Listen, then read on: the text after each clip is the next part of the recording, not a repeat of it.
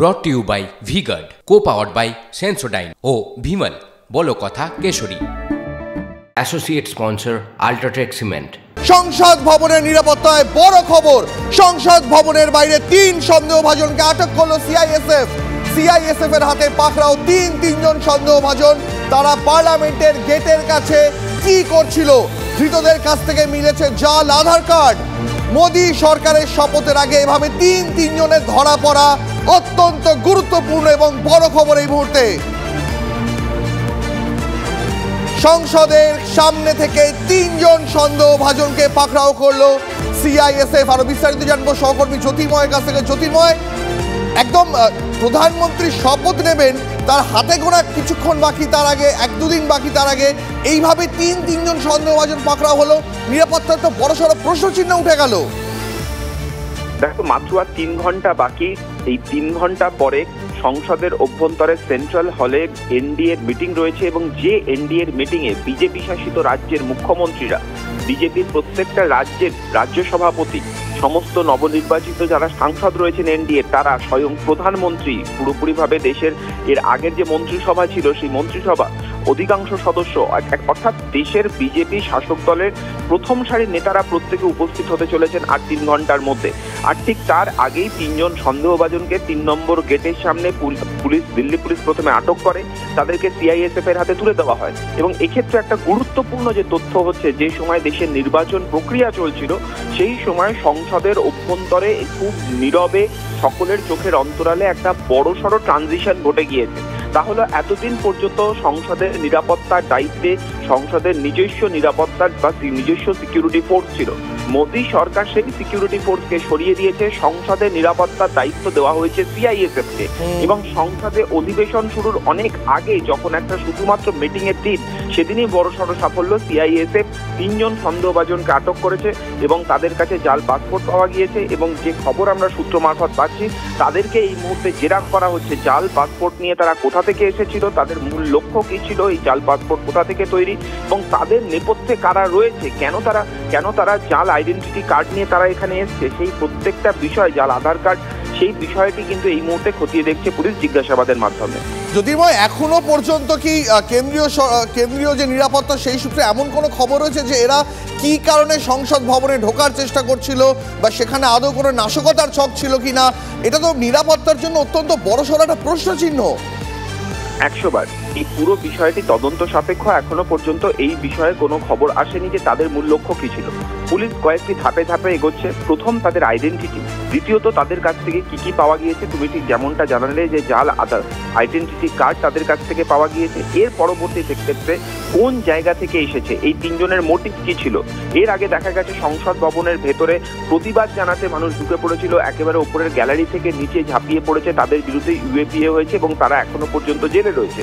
এদের নেপথ্যে কোনো সংগঠন রয়েছে কিনা, অবশ্যই জঙ্গি নাশকতার কোনো ছক ছিল কিনা, কোনো জঙ্গি সংগঠনের তারা প্রতিনিধি কিনা, প্রত্যেকটা দিক খতিয়ে দেখা হচ্ছে। কিন্তু পুরো বিষয়টি তদন্ত সাপেক্ষ। আপাতভাবে তাদেরকে জিজ্ঞাসাবাদ করা হচ্ছে, সিআইএসএফ এর হেফাজতে রয়েছেন তারা এবং পরবর্তী ক্ষেত্রে তাদেরকে কোর্টেও প্রডিউস করা হবে বলে সূত্র মারফত আমরা খবর পাচ্ছি। জ্যোতির্ময়, এই পরিস্থিতির উপর নজর রাখো। আপাতত তোমাকে ধন্যবাদ। এই মুহূর্তে সব থেকে বড় খবর যা TV9 বাংলা সবার আগে নিয়ে এলো আপনার কাছে, সংসদ ভবনের বাইরে থেকে 3 সন্দেহভাজনকে আটক করলো সিআইএসএফ।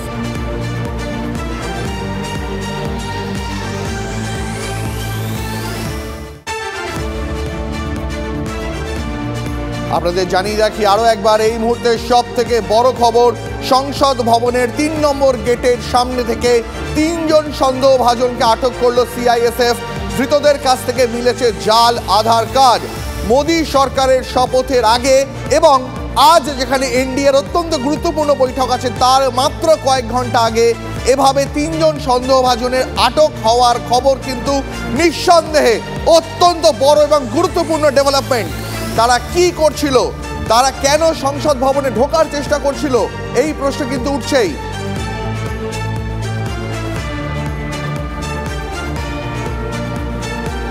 এই মুহূর্তে আমরা যোগাযোগ করতে পেরেছি প্রাক্তন সেনাকর্তা জেনারেল শঙ্কর রায়চৌধুরীর সঙ্গে। শঙ্করবাবু, আপনাকে স্বাগত TV9 বাংলায়।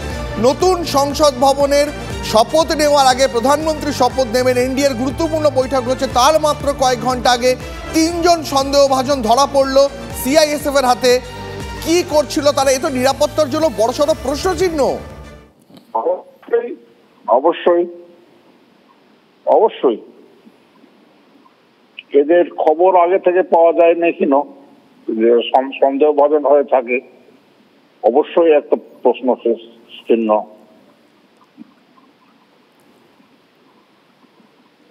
কিন্তু আপনার কি এটা মনে হয় না যে নতুন সংসদ ভবন তার নিরাপত্তাকেও ঢেলে সাজানো হয়েছিল, তাহলে সেখানে কিভাবে তিনজন সন্দেহভাজন তারা জাল আধার কার্ড নিয়ে সেই চত্বরে ছিল, ঢোকার চেষ্টা করছিল?